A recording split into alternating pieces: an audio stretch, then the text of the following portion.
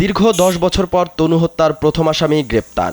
জানা গেছে, গ্রেপ্তার হওয়া হাফিজুর রহমান সেনাবাহিনীর সাবেক ওয়ারেন্ট অফিসার। তনু হত্যার সময় তিনি কুমিল্লা সেনানিবাসে কর্মরত ছিলেন। Police bureau of investigation PBI মঙ্গলবার কেরানীগঞ্জ থেকে হাফিজুরকে গ্রেপ্তার করে। বুধবার তাকে কুমিল্লা জেলা ও দায়রা জজ কোর্টে হাজির করা হয়।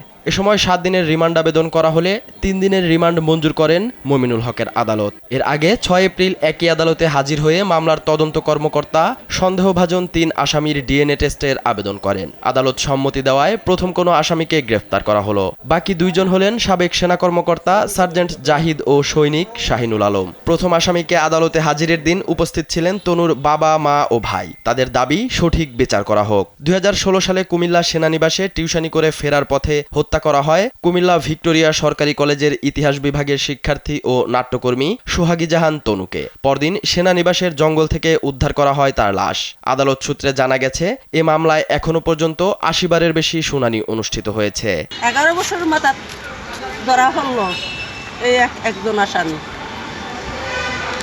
তো আশা করি যে কষ্ট করছি বাজান যে বিচারটা পামু।